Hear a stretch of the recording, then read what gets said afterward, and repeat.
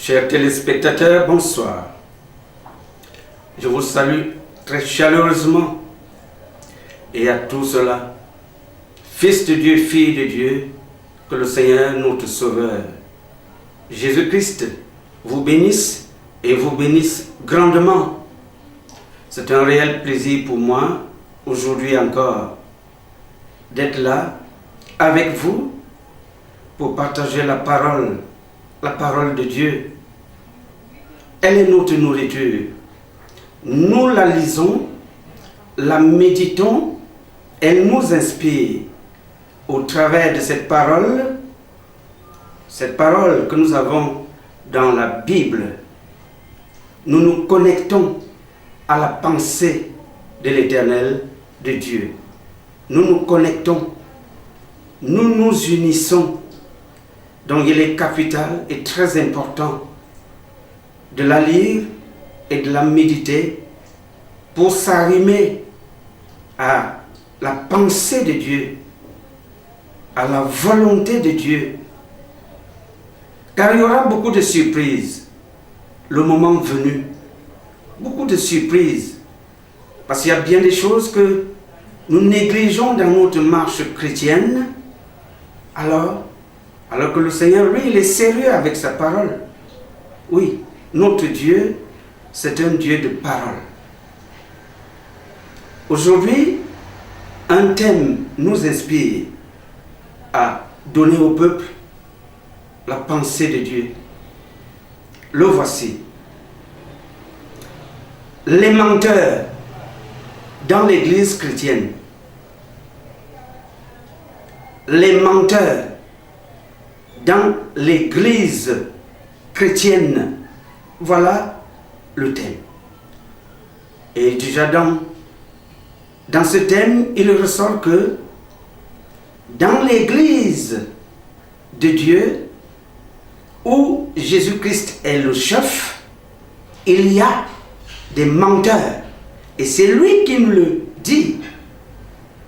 Et nous voulons relayer cela tel que, au cas où tu te reconnaîtrais dans ce que le Seigneur nous dira dans quelques instants, tu devras prendre des mesures pour changer. Parce que Dieu n'aime pas le mensonge. Nous sommes des pécheurs, mais n'aime pas le péché. Les menteurs dans l'Église chrétienne. Définissons menteur.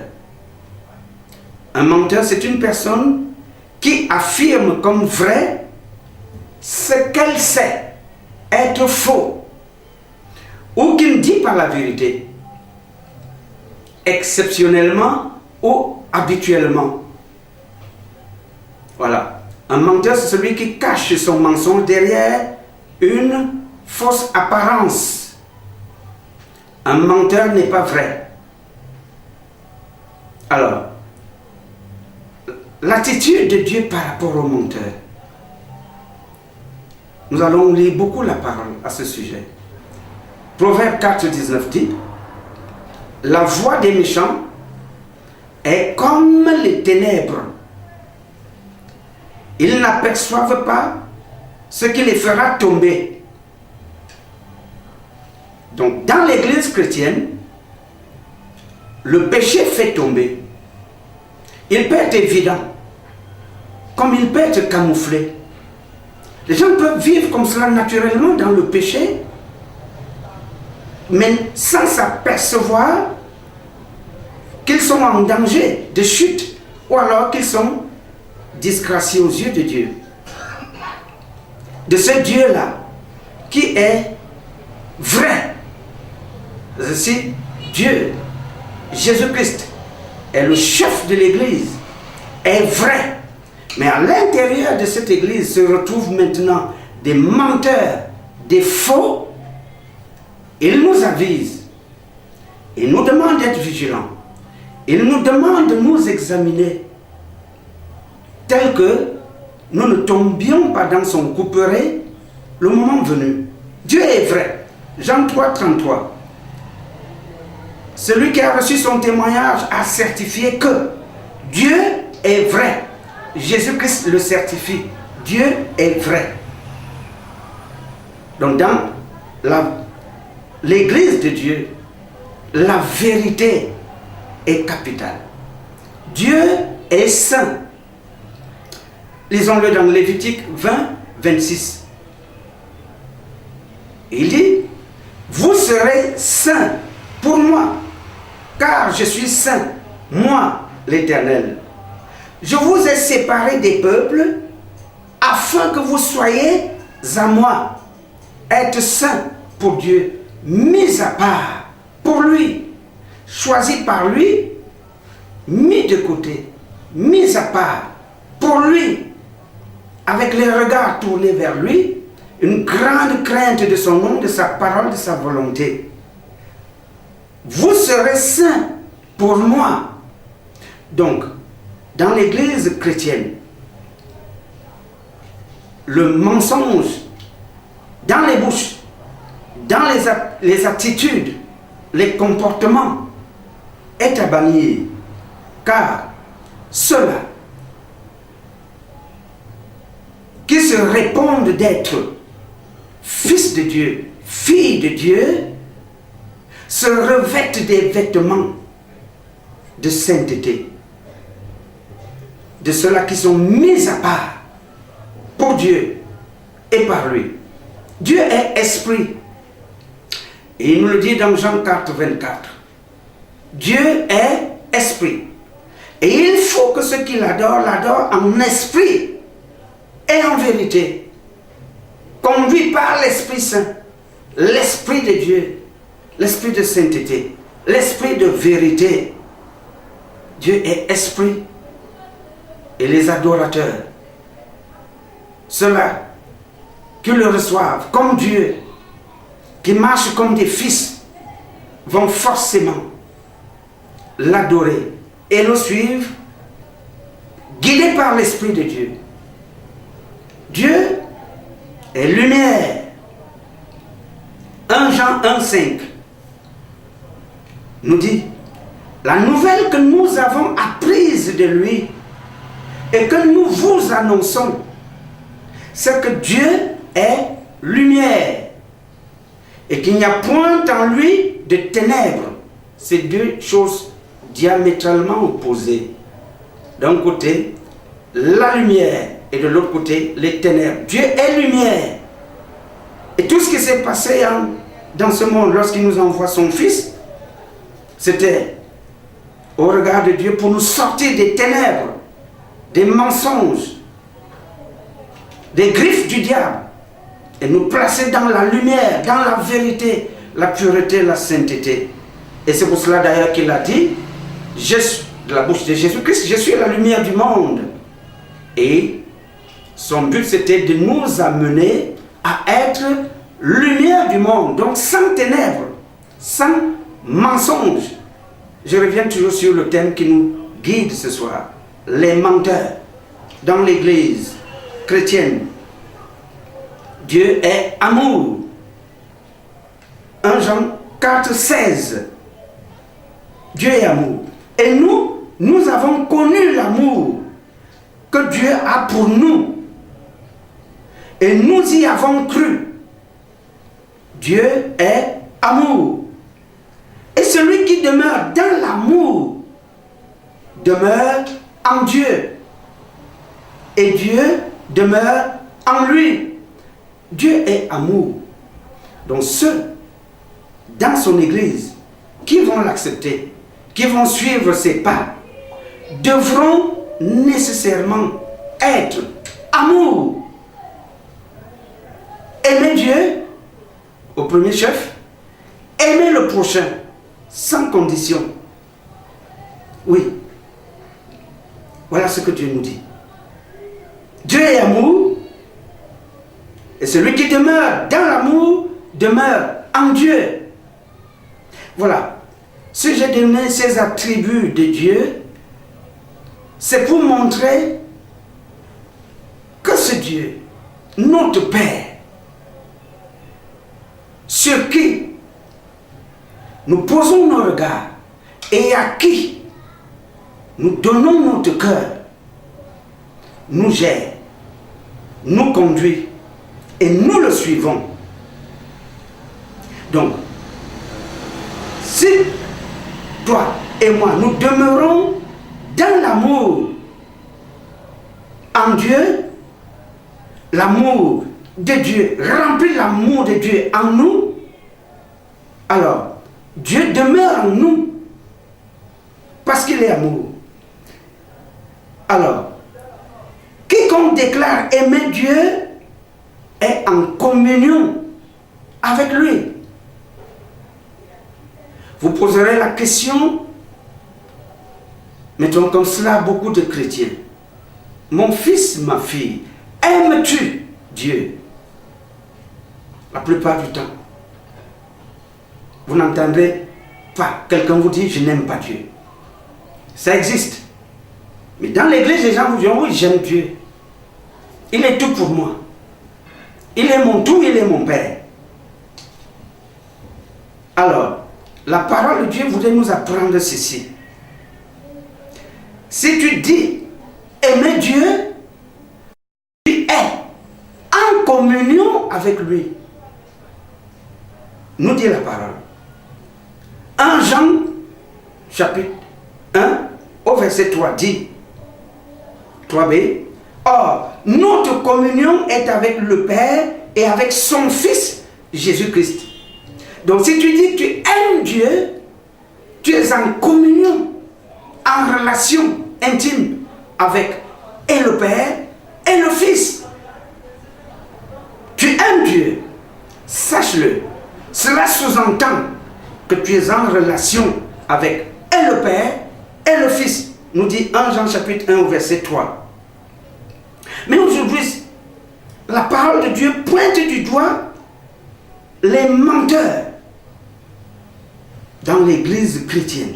Alors, avec ces attributs, le Seigneur nous signale que non. Parmi tous ceux-là qui disent de leur bouche qu'ils sont de moi, il y a beaucoup de menteurs. Ce n'est pas vrai. Plongeons à nouveau dans la parole. La plupart du temps, beaucoup vont dire de la bouche ce qu'ils ne sont pas. Tu dis de ta bouche ce qui ne reflète pas du tout ta nature. Parce qu'il y a plusieurs cas de mensonges. Essayons d'éplucher ces cas par rapport aux références bibliques que nous inspire l'Esprit de Dieu. 1 Jean chapitre 1, à partir du verset 6.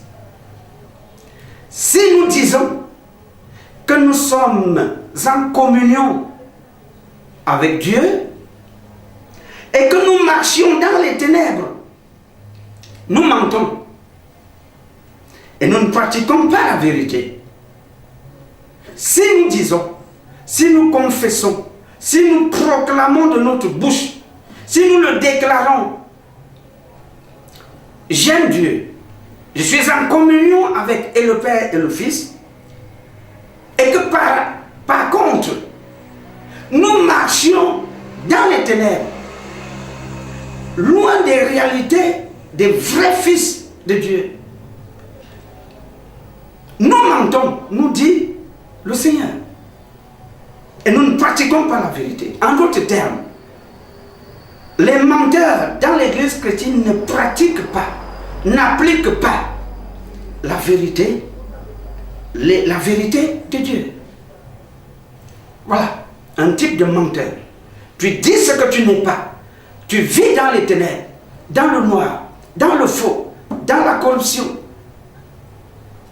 Il t'appelle menteur.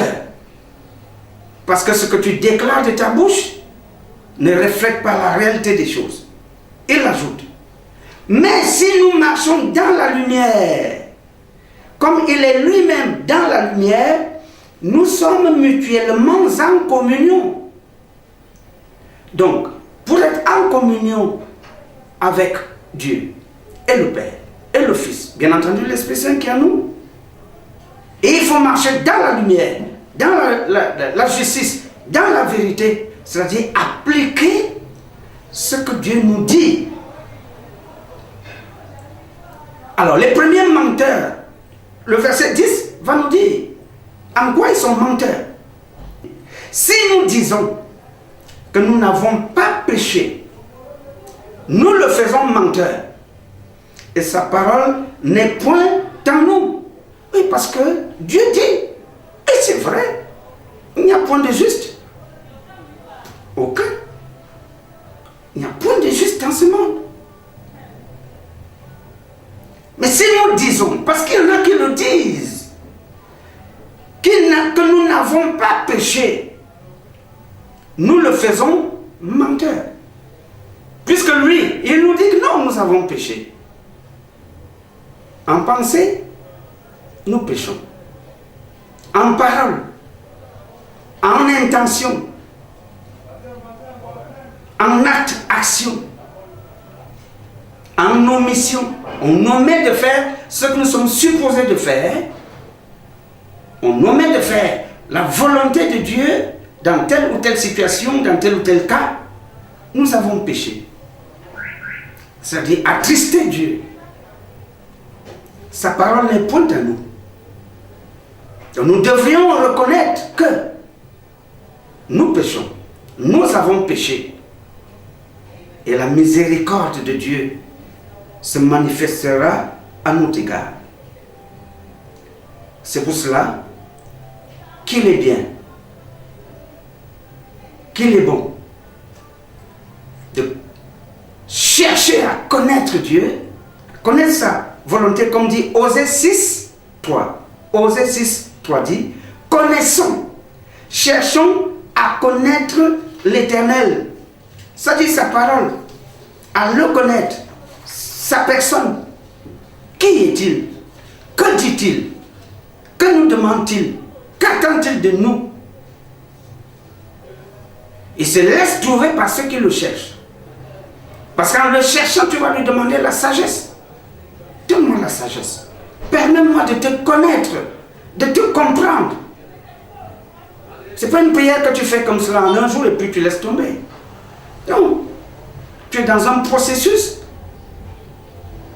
Seigneur, apprends-moi à te connaître. Apprends-moi à t'aimer. Apprends-moi à m'arrimer à ta volonté, à ta parole. Afin que je ne tombe pas dans les filets de ceux-là que toi tu appelles des menteurs. C'est-à-dire des hypocrites. Des fraudeurs ou frauduleurs. Connaître Dieu, dans la définition de la parole, c'est ceci. C'est garder ses commandements. Connaître Dieu, c'est garder ses commandements. Nous sommes dans 1 Jean chapitre 2, à partir du verset 3, qui nous dit ceci. Si nous gardons ces commandements, si nous appliquons ces commandements, par là nous savons que nous l'avons connu. Et quand tu connais quelqu'un, il y a intimité. Prétendre connaître Dieu sans appliquer sa parole ne rime pas avec connaître Dieu. Qui veut dire garder ses commandements, les appliquer. Si nous gardons ces commandements, par là nous savons que nous l'avons connu. Donc si tu récites la Bible du bout des doigts comme cela, parce qu'il y a des gens qui ont une très grande mémoire, tu récites la Bible, mais tu n'as rien de Dieu, tu ne connais pas Dieu. Pour lui, le connaître, c'est avoir sa parole que tu appliques. Voilà ce qu'il nous dit. Il dit, au verset 4, celui qui dit, je l'ai connu, je connais Dieu, je connais sa parole, et qui ne garde pas ses commandements est un menteur. Et la vérité n'est point en lui. N'oublie pas le texte. Les menteurs dans l'église chrétienne. Je reprends, verset 4. 1 Jean 2, 4.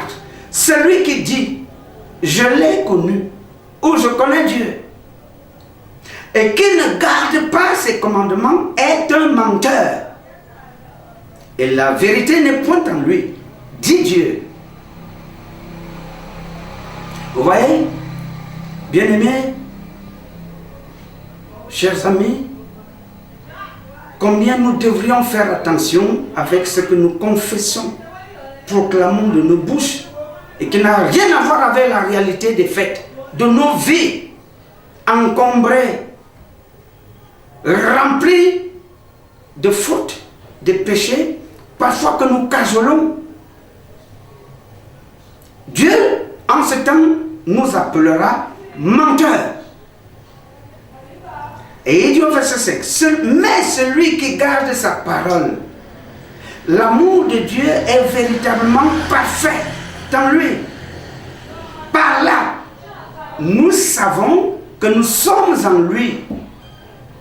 Le baromètre pour savoir que tu es en Dieu, c'est lorsque tu as sa parole, tu l'as reçue et tu l'appliques. Là, tu connais Dieu. Tu connais Dieu lorsque, dans tes élans de cœur, tu es enflammé vis-à-vis du prochain. L'Esprit Saint te fait dire, calme-toi. Et tu te calmes. Parce que tu as entendu la voix de Dieu, tu connais Dieu. L'Esprit de Dieu vient te dire, non, ne maudis pas. Tu te calmes, tu ne maudis pas. Tu connais Dieu. L'Esprit de Dieu vient te dire, alors que tu es tenté de prendre quelque chose qui n'est pas à toi, tu te retiens. Parce que la parole vient te dire, non, ce sera un acte de vol. Tu te retiens tout de suite. Tu connais Dieu. Parce que tu es rempli de sa parole. C'est ça, connaître Dieu. Prends le cas contraire. Tu as lu cette parole. Tu la connais. Mais tu ne l'appliques pas. Dieu dit, tu ne me connais pas. Tu es un menteur. Tu es face à une situation où ta chair faible te pousse à convoiter une jeune fille, un jeune homme, une femme, quel que soit son statut, un homme, alors que tu n'es pas supposé le faire. Si tu succombes sans repousser, que tu connaisses la parole qui te dit non, tu commettrais un adultère. Dieu dit, tu es un menteur. Et plus loin tu verras ce qu'il réserve aux menteurs. Voilà, bien aimé, la parole que le Seigneur est en train de nous donner pour nous amener à nous corriger, à nous rectifier. Tout est là dans la parole, tout dépend de comment nous la lisons. Nous sommes au verset 6 de 1 Jean 2. Celui qui dit qu'il demeure en lui doit marcher aussi comme il a marché lui-même. Doit marcher comme Jésus-Christ, notre parfait exemple, a marché. Dans une grande exemplarité, il a marché. Dans une grande pureté, une grande sainteté, dans un grand amour, il est allé jusqu'à donner sa vie pour nous. C'est ce qu'il nous demande en retour. Dans son église, le corps de Christ. Il prend un autre cas de menteur dans l'église chrétienne. Nous disons être de Dieu, mais nous haïssons le prochain. C'est là des cas de mensonge. Lisons ce que le Seigneur nous dit. De ceux-là qui disent, je suis chrétien, je suis chrétienne, j'aime Dieu, je suis Dieu, je. 1 Jean chapitre 4 au verset 20 dit, si quelqu'un dit, j'aime Dieu, et qu'il haïsse son frère, c'est un menteur. Car celui qui n'aime pas son frère qu'il voit, comment peut-il aimer Dieu qu'il ne voit pas? Question. Si quelqu'un dit, j'aime Dieu, le sabbat, pour ceux-là qui l'appliquent, le dimanche, Mais tous les autres jours de semaine, pour ceux-là qui vont à l'église, ils diront, j'aime Dieu. Par contre, ils n'ont pas le cœur de pardon. Ils ont la haine, la rancune dans le cœur. Dieu les appelle menteurs. C'est un menteur. C'est une menteuse. Car celui qui n'aime pas son frère qu'il voit, comment peut-il aimer Dieu qu'il ne voit pas et qu'il lui dit, aime ton frère. Prie pour ceux qui te maltraitent, qui te maudissent, qui te persécutent.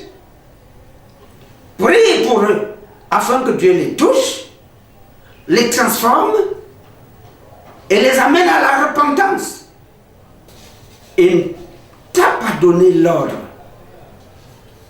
ne t'a pas donné de te venger toi-même et de lancer des boules de feu et des flèches et je ne sais pas quoi pour tuer je ne sais pas qui.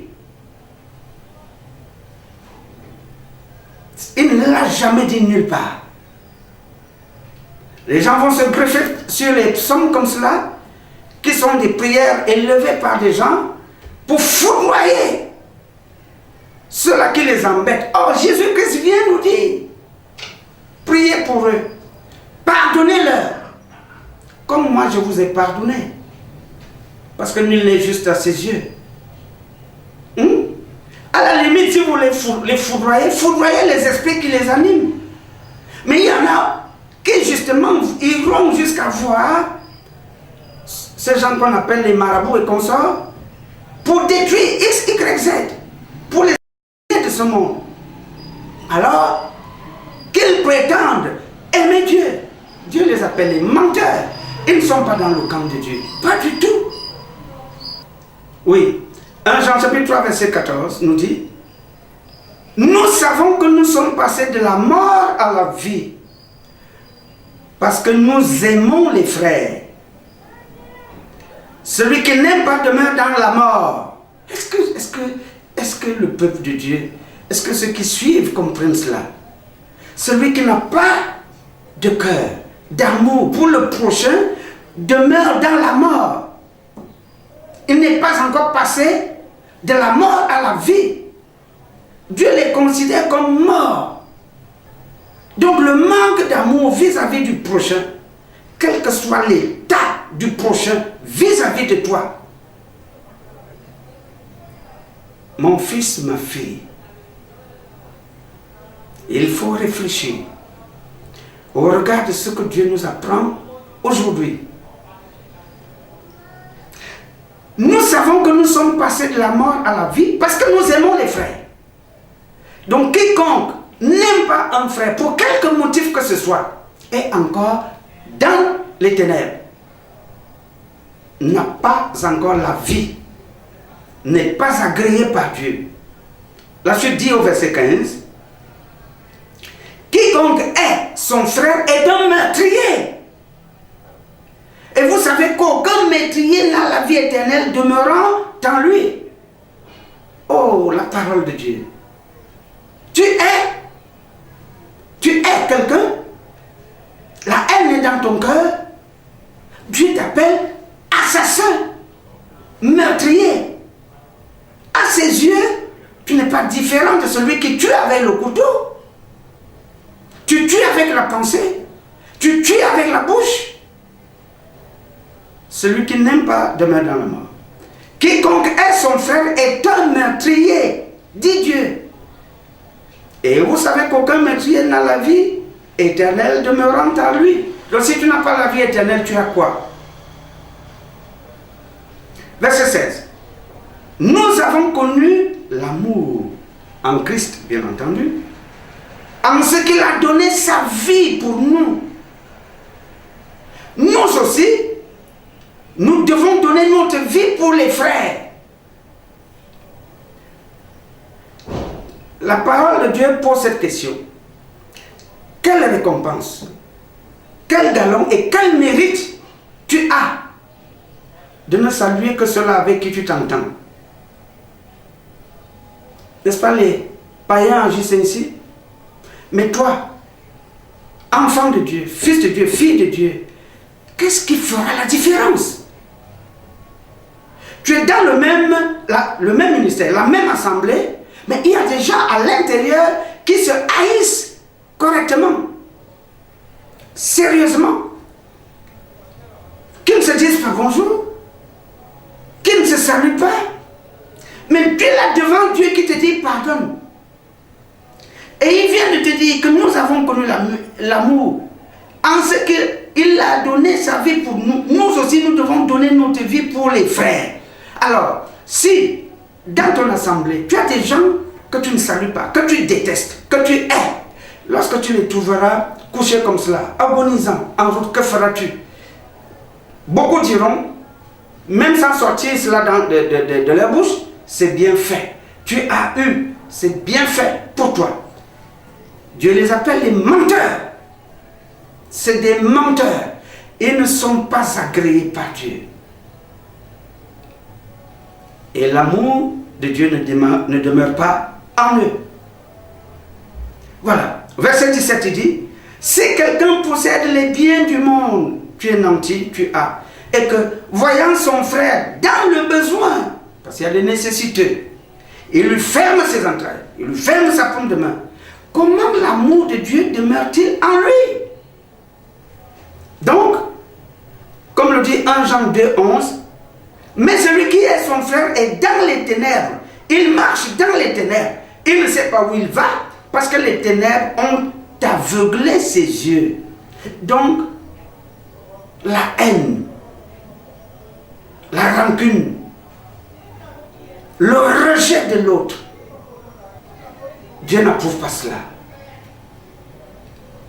Oui, Dieu te fait dire, te fait comprendre aujourd'hui que tu es dans les ténèbres, qui n'applique pas l'amour de Dieu tel qu'il l'a appliqué pour nous, est dans les ténèbres. Alors, Ephésiens 4, 25 dira, Ephésiens 4, 25 nous dit, c'est pourquoi renoncez au mensonge et que chacun de vous parle selon la vérité à son prochain, car nous sommes membres les uns des autres. Tu as un souci, un problème avec ton prochain, va vers lui pour être en ordre et en règle avec Dieu. Dis-lui ce qui est dans ton cœur. Simple comme bonjour, c'est pas bien compliqué. Renoncer au mensonge. Parce que tu es un menteur lorsque tu affiches une attitude qui est différente de la vérité. Or, comme je te l'ai lu dès le début, Dieu est vrai.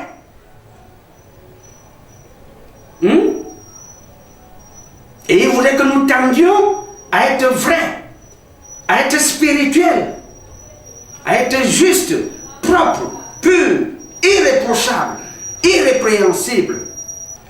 Ça, c'est Dieu qui nous parle ici. Vous savez, l'ultime récompense que le Seigneur voudrait nous donner, c'est que, de la bouche même de Jésus-Christ, lorsqu'il priait son Père, il dit, je voudrais qu'il soit à mes côtés, qu'il voit la gloire que tu m'as donnée. Donc, je voudrais que ce peuple à qui j'ai donné ta parole ait la vie éternellement dans le royaume des cieux. Donc, il nous donne donc les conditions pour avoir cette vie. C'est maintenant que nous devrions nous exercer. Ce n'est pas après. Après, ce sera trop tard. Donc, soyons humbles. Humbles. Pour reconnaître que oui, il y a des choses à revoir dans nos vies, des choses à revoir dans notre façon d'être, à revoir dans ce que nous disons. Parce que nous serons justifiés ou condamnés par ce que nous disons. Alors si nous disons des choses qui ne reflètent pas la vérité, et aujourd'hui, en cet instant, Dieu nous dit que nous sommes des menteurs, il faut trembler et réviser rapidement. L'Éternel pointe du doigt certains leaders des assemblées chrétiennes. Parce que lui, il n'était pas rien là, d'ailleurs c'est lui-même qui le dit dans la parole. À un moment donné, comme à l'époque, il y aura des faux prophètes, faux pasteurs, faux apôtres, faux évangélistes, faux docteurs, et qui tromperont beaucoup de gens, qui vont tordre, distordre la vérité. Et ça se voit. Donc au mandat de l'Église, le Seigneur parle. Et pointe du doigt certains leaders des assemblées. Prenons quelques cas des prophètes qui ont parlé à cet égard. Ézéchiel 13, 19 nous dit: vous me déshonorez auprès de mon peuple pour des poignées d'orge et des morceaux de pain, en tuant des âmes qui ne doivent pas mourir et en faisant vivre des âmes qui ne doivent pas vivre, trompant ainsi mon peuple qui écoute le mensonge. Mais il le dit, il y a des prédicateurs aujourd'hui qui ne s'occupent que de leur ventre et de leur bas-ventre. Dit Dieu, je ne peux pas et je ne saurais. Un vrai homme de Dieu, qui a l'amour de Dieu, la crainte de Dieu, ne peut pas se lever et prêcher un style de prédication parce qu'il a faim. Non. Est-ce que tu entends ce que Dieu dit? Vous me déshonorez pour des poignées d'orge et des morceaux de pain. Ne prêchez pas parce que pour plaire aux gens, pour qu'ils sortent l'argent et vous donnez. Vous perdez leurs âmes. Vous leur promettez tant et tant de choses, trompant ainsi mon peuple. Le peuple a besoin de la parole. Le peuple a besoin de connaître Dieu, de connaître ses voies. Et pour le cas du thème de ce jour, d'abandonner le mensonge, d'intégrer le Seigneur dans leur vie de tous les jours. Le peuple a besoin de savoir qu'ils peuvent être bénis par Dieu. Pas parce que ça sort de la bouche de l'homme de Dieu, mais parce qu'ils appliquent la parole de Dieu. Comme le dit Josué 1, 8. La Bible est claire. La bénédiction de Dieu suit ceux-là qui espèrent en lui, reçoivent sa parole en toute humilité pour l'appliquer. Vous me déshonorez auprès de mon peuple pour des poignées d'orge et des morceaux de pain, en tuant des âmes qui ne doivent pas mourir. Et c'est pour cela que le Seigneur a dit, le jugement va commencer dans ma maison. Le jugement va commencer dans ma maison. Refuse de prêcher pour mentir les gens et donner des illusions, des vendeurs d'illusions, parce que tu as faim, en faisant vivre des âmes qui ne doivent pas vivre. Il y a devant toi des gens qui sont dans le péché, qui se comportent mal, qui ne suivent pas la parole de Dieu. Tac, votre bouche est fermée. Et on les gonfle d'illusions pour qu'ils écoutent les mensonges. Dieu dit non. Il dit non. C'est pour ça qu'il dit, vous êtes des menteurs. N'oublie pas le thème. Les menteurs dans l'église chrétienne. Romains chapitre 2 à partir du verset 21. Oh, le Seigneur nous reproche. Prenons ces reproches de manière salutaire. Au cas où nous nous reconnaissons comme ayant chuté. Simple comme bonjour. Romains 2, 21 nous dit, toi donc, qui enseigne les autres, tu ne t'enseignes pas toi-même. Toi qui prêches de ne pas dérober, tu dérobes. Toi qui dis de ne pas commettre d'adultère, tu commets l'adultère. Toi qui as en abomination les idoles, tu commets des sacrilèges. Dieu n'est pas content. Dieu nous reproche afin que nous abandonnions, afin que nous soyons vrais. Comme pour nous dire, prêchez par l'exemple. Ce que tu dis, fais-le. Et ne va pas dire au peuple, faites ce que je vous dis, mais ne faites pas ce que je fais. Mais l'enfant imite ce que fait son maître. Commence donc selon Dieu par faire ce que Dieu te dit de faire, pour que les âmes ne soient pas perdues, parce qu'il ne veut la mort de personne. Alléluia. Et le nom de Dieu est ainsi blasphémé auprès de ceux-là qui observent l'Église.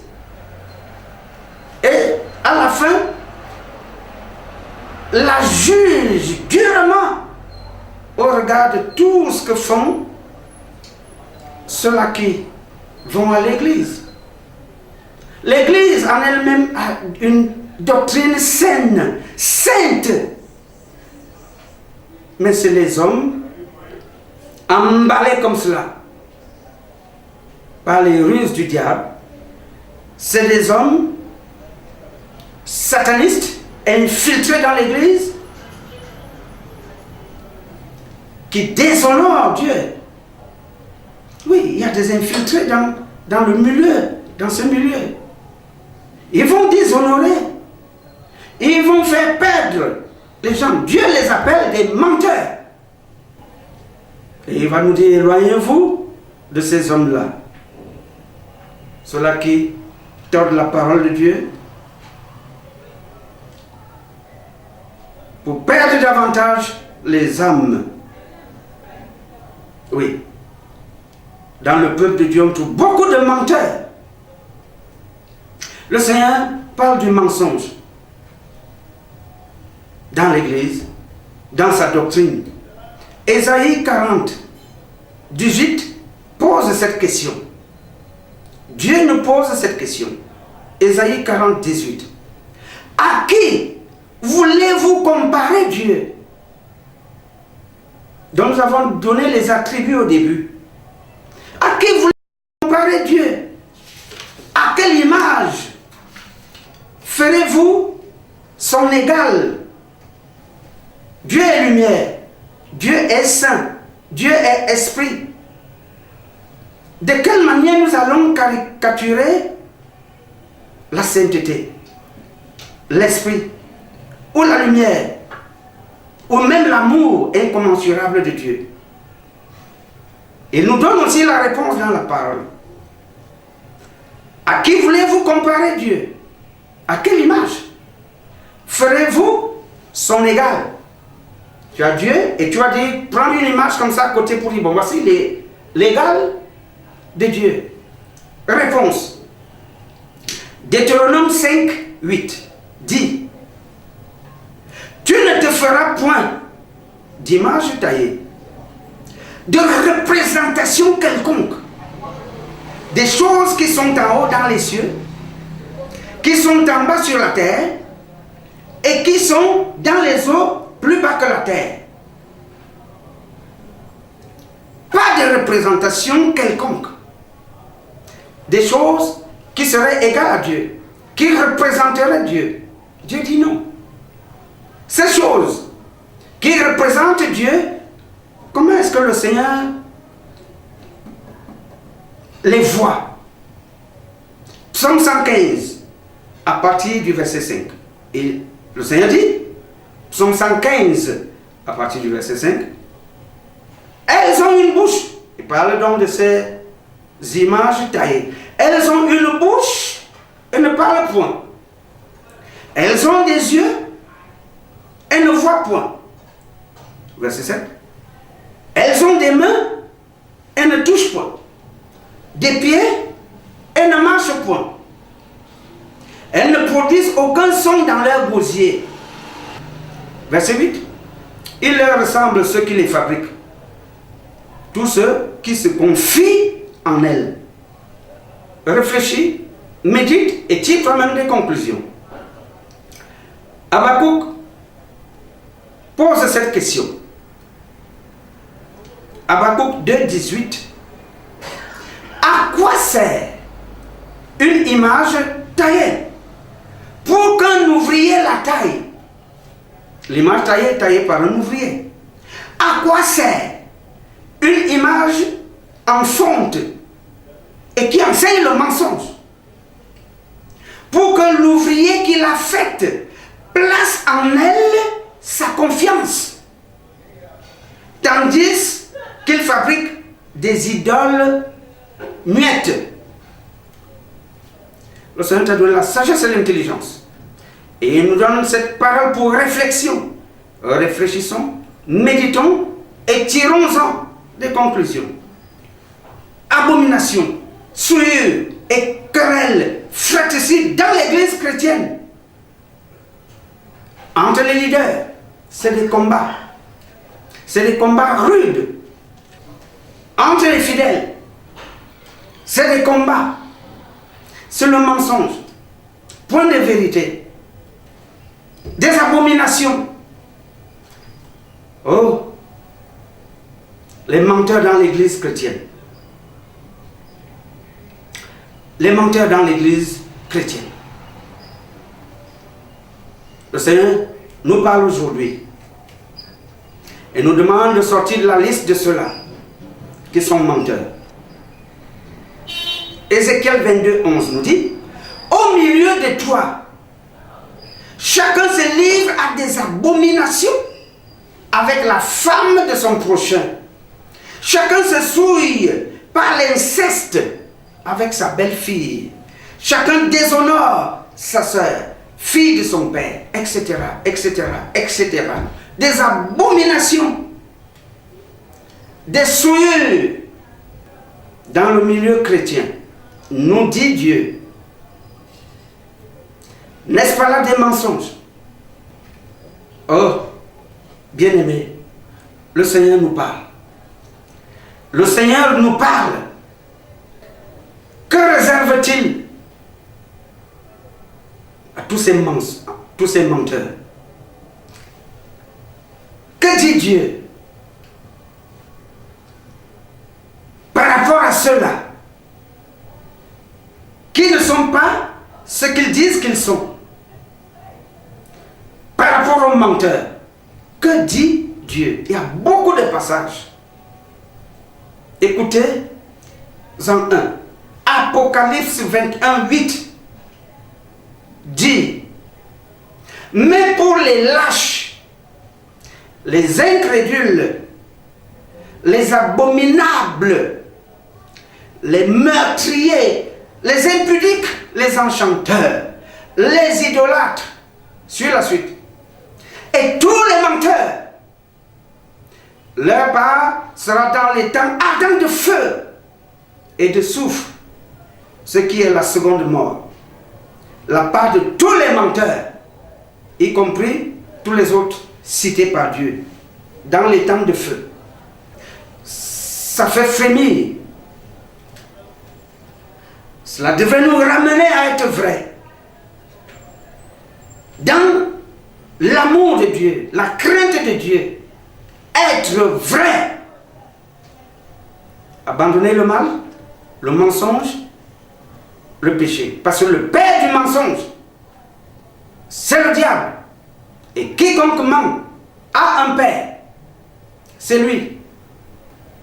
Si tu voudrais marcher dans la lumière du Seigneur, être lumière du monde comme il veut, comme il le demande, il faut abandonner tout type de mensonge. Non seulement tu te mens à toi-même, mais tu mens à la société, mais tu ne saurais et ne pourrais mentir Dieu. Oh, la parole de la conclusion est celle-ci. Michée 7, 18. Quel Dieu est semblable à toi, qui pardonne l'iniquité, qui oublie les péchés du reste de ton héritage. Il ne garde pas sa colère à toujours, car il prend plaisir à la miséricorde. Notre Dieu ne se lasse point de pardonner. Il ne garde pas sa colère à toujours. Cette parole a pour but de te faire comprendre, nous faire comprendre à nous tous sans exception, que nous devrions être davantage vigilants, être durs avec nous-mêmes. Comme quelqu'un qui le disait dans la parole, je traite durement mon corps.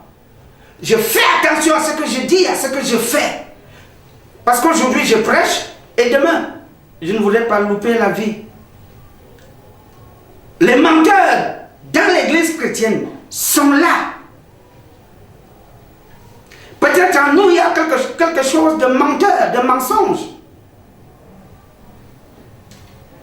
Allions-nous continuer à vivre ainsi? Allions-nous continuer à déshonorer Dieu? Pour celui qui a l'amour de Dieu, la crainte de Dieu, certainement pas. C'est pour cela, chacun se regarde, chacun, par rapport à cette parole, décide soit de continuer, soit de dire à partir d'aujourd'hui c'est terminé. Je serai vrai. Je serai vrai avec Dieu. Je ne vais pas vivre dans le péché, dans le mensonge, dans le concubinage. Je serai vrai. Je ne vais pas proclamer ce que je ne suis pas. Dans mon cœur, la haine. Et je prétends avec des sourires faux que j'aime. Dans mon cœur, le manque de pardon.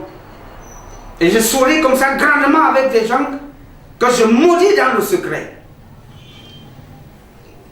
Ne soyons pas des menteurs dans la maison de Dieu, mais des enfants d'amour qui recherchent Dieu pour le connaître et appliquer sa parole.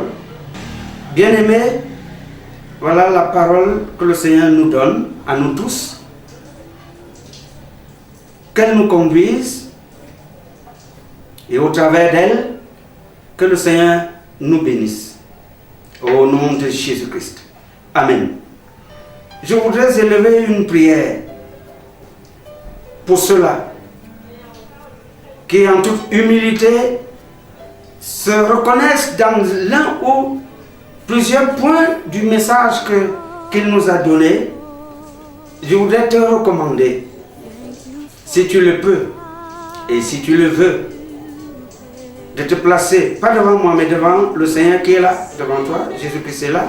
Tu te mets à genoux, pendant que tu vas prier, je vais intercéder pour toi. Il s'agit tout simplement de demander pardon, de reconnaître ses fautes et ses péchés. Demander pardon, c'est tout.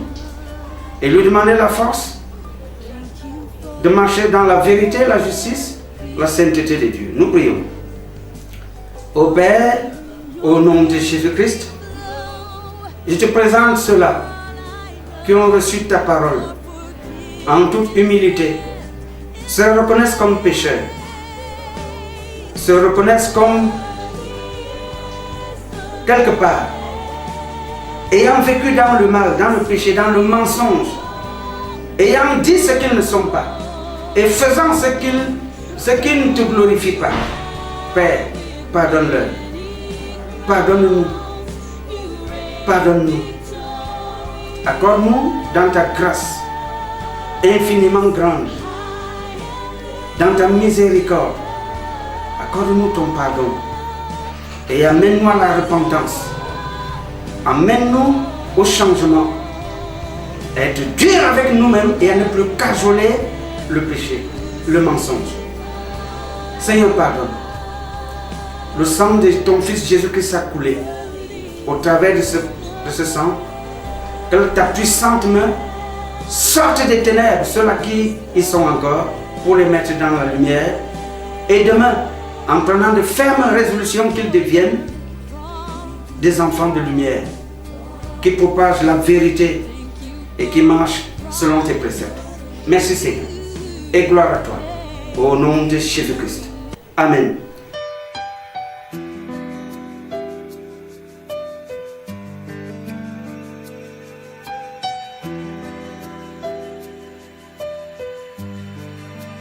Thank you for the cross, Lord.